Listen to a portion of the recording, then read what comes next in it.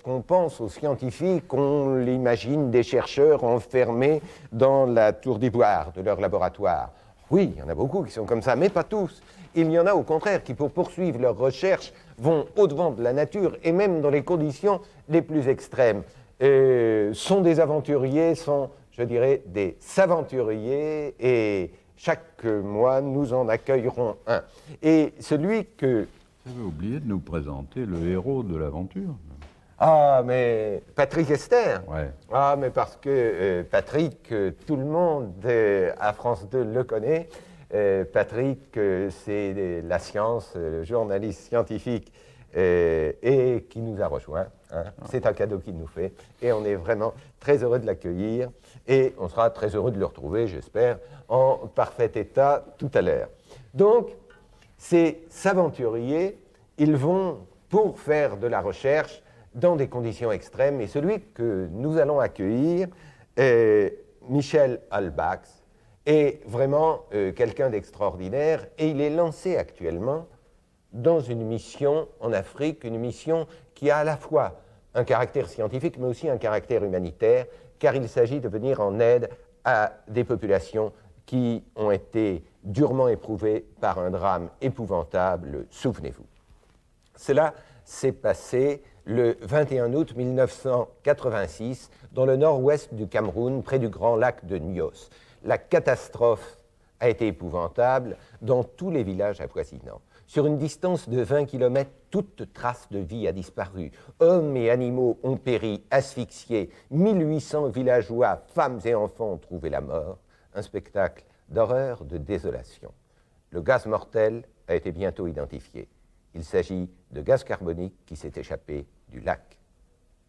On enterre les victimes, on organise les secours, on évacue les survivants. Les scientifiques, eux, tentent de comprendre l'origine de cette catastrophe. Alors, il faut savoir que le lac Nyos, profond de 200 mètres, occupe un cratère volcanique. Et à sa base, des sources hydrothermales apportent de l'eau riche en gaz dissous. Les couches profondes s'enrichissent ainsi en gaz carbonique, finissent par être saturées. Des bulles apparaissent. Et ce 21 août, une perturbation de cause inconnue a fait remonter ce gaz en surface. Vous savez, en fait, c'est un peu le même processus qui fait jaillir la mousse d'une bouteille d'eau gazeuse que l'on ouvre. Mais ici, tout a pris une ampleur cataclysmique. Imaginez, la colonne a jailli du lac à 80 mètres de hauteur. Et le gaz carbonique, plus lourd que l'air, est resté en surface. Puis, il s'est écoulé dans les vallées avoisinantes en un nuage incolore, inodore, qui asphyxiait les populations sur son passage. Des millions de mètres cubes de gaz se sont ainsi échappés, mais il en reste encore énormément au fond du lac. Comme vous l'avez compris, le lac de Nyos, eh bien, c'est une bombe chimique à retardement, et Michel Halbach et son équipe de l'Université de Savoie ont entrepris de désamorcer cette bombe chimique et pour ça de purger ce lac de ses réserves de gaz carbonique. Et d'ores et déjà, il a fallu essayer cette nouvelle méthode. Pour cela, ils ont lancé une expédition sur un lac voisin d'une centaine, éloigné d'une centaine de kilomètres à peu près, le lac Monoun, qui présente exactement les mêmes caractéristiques. Vous allez voir sur ce reportage leur première expédition, et puis nous retrouverons le héros tout de suite après.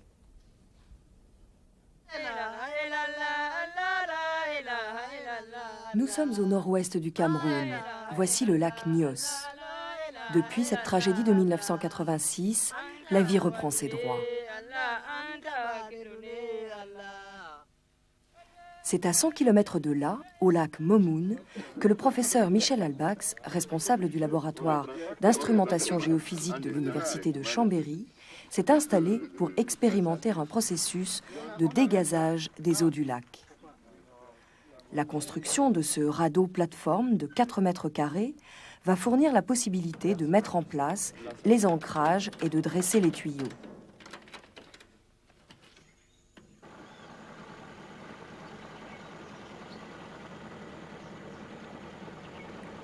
Un membre de l'équipe procède d'abord à l'échosondage du lac. Bon, Jacques, on voit à peu près l'endroit où on pensait mettre la bouée. On revient, effectivement, il est très difficile d'avoir un écho bien propre, hein, mais le fond du cratère est plat. Hein. Après les tests de flottabilité habituels, la plateforme est placée au milieu du lac pour plonger ce tuyau qui va permettre de tester le débit de gaz. Allez, ça suit. Hein. Bien visé. 99,5 même. Okay. Ben, sur l'échosondeur, j'avais 100. Mais j'y croyais pas trop. C'est par aspiration et détente que le gaz initialement dissous propulse violemment le fluide vers le haut et assure dans le tuyau l'aspiration auto-entretenue d'un mélange d'eau et de bulles. Ces débits sont patiemment mesurés, enregistrés et quantifiés. Attention. 4, 3, 2, 1, top. Ça fait 79,7. Allez, là-bas, au milieu, là.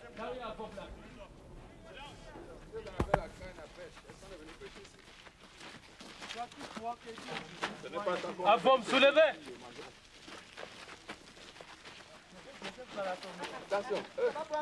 L'armée camerounaise prête main forte pour cette étape ultime de l'expédition, l'installation de ce tuyau de 14 cm de diamètre. Celui-ci, plongé à 70 mètres au niveau de la couche de gaz, restera immergé à sa partie supérieure et amarré au radeau.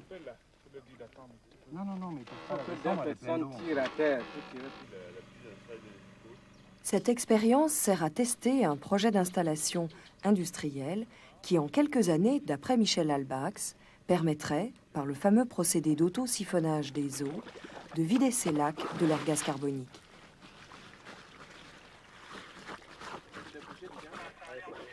Bon, ben c'est bon, on n'a plus rien à faire ici. Hein. On a la bourre. Oh, mais c'est la lutte contre le temps, on va pas pouvoir faire démarrer pour Jean-Christophe. Bah, du temps, il est trop tard pour démarrer.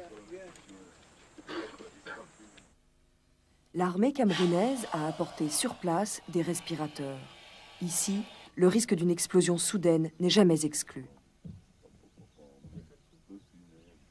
Amorçage du siphon grâce aux motopompes télécommandées. 3, 2, 1, 0. Ah, tu lui as envoyé une impulsion. Ça marche.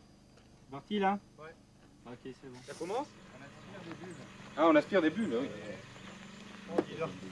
C'est vachement joli, hein. Il sort la mousse du tube là. C'est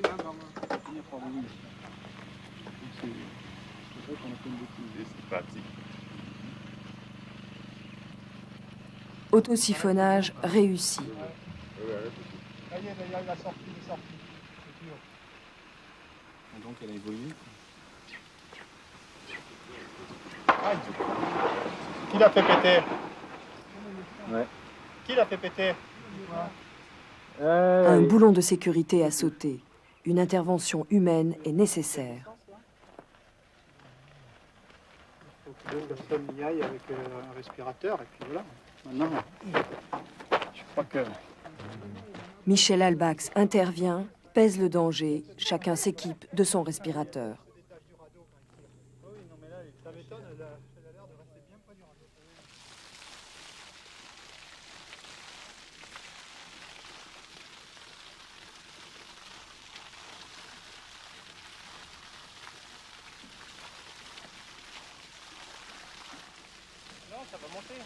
Le danger étant de libérer une trop grande quantité de gaz carbonique à la surface. Là, il faut peut-être encore faire attention, hein. Il faut rester près des respirateurs.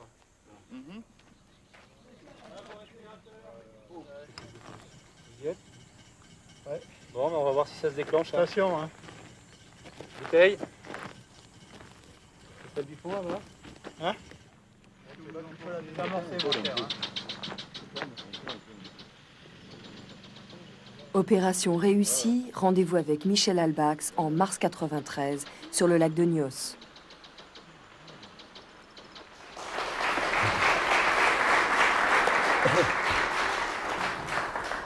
Alors, Michel Albax, tout est prêt pour affronter le monstre?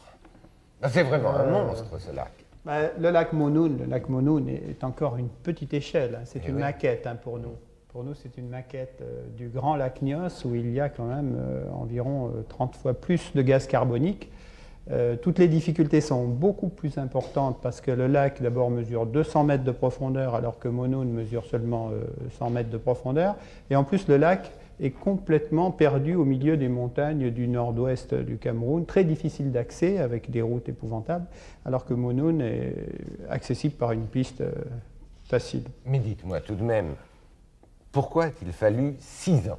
6 ans pour que la science se mobilise et en plus trouve une solution qui, pardonnez-moi, que vous avez trouvée, mais qui paraît assez simple, hein, d'aller mettre des tuyaux et de faire un siphonnage. Non, ça ne paraît pas simple du tout. Ça vous paraît pas simple, non, André pas du tout, on n'y comprend rien du tout. On sait qu'il s'agit d'opérations délicates, compliquées, complexes.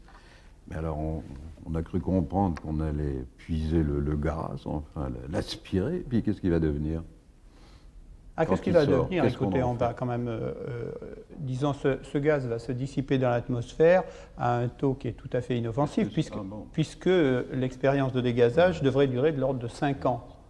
Et si vous voulez, le taux, le gaz carbonique est sorti au moment du lac Nyos, il a été dissipé, 5 jours après, on ne voyait plus rien dans la nature. Et qu'est-ce qu'il avait rendu mortel? C'était sa densité Ah non, le gaz carbonique est un gaz asphyxiant, hein. C'est-à-dire qu'on ne peut pas, à un taux de 10% mélangé à l'air, on se noie dans le gaz carbonique. Ce n'est pas un gaz, on ne s'empoisonne pas, ce n'est pas un gaz toxique, mais on se noie. Donc le problème, c'est de le relâcher très progressivement et pas d'un seul coup. Mais dites-moi, est-ce que vous ne pensez pas qu'il faudrait peut-être créer un mouvement genre scientifique sans frontières, chercheurs sans frontières, comme il y a médecins sans frontières, pour que les scientifiques puissent intervenir en état d'urgence? Parce que tout de même, 6 ans, c'est long. Est-ce que ça ne manque pas, ça? Mais écoutez, les scientifiques, ils ont montré, en l'occurrence, hein, pour cette expérience, ils ont montré qu'ils ne savaient pas répondre à une catastrophe de ce type, hein. Il faut bien voir que le phénomène était totalement nouveau en 86, donc il y a eu des polémiques, il y a eu plusieurs interprétations. On ne savait pas. On ne savait pas, c'était la première fois que ça se produisait. Donc il y a eu plusieurs interprétations, des polémiques d'abord sur l'origine. Est-ce que c'est une éruption volcanique? Est-ce que c'est réellement le gaz était dissous dans le lac? C'était une première chose. Dans les tenants de l'hypothèse limnologique, c'est-à-dire la science des lacs, dans les tenants de l'hypothèse limnologique, il y avait toutes les hypothèses possibles sur ce qui a déclenché le phénomène. Il y a eu une réunion provoquée par l'UNESCO donc, à Yaoundé en 87. 200 scientifiques sont venus, ils ont publié des choses. La résolution, c'était il faut faire quelque chose en termes d'abord d'explication et surtout de prévention. Mais 5 ans après, rien n'avait été fait. Donc tout ça, il faudrait avoir quand même un dispositif d'intervention d'urgence. Maintenant, je voudrais qu'on fasse un peu de connaissance avec vous. Et pour ça, je voudrais qu'on regarde ensemble une photo.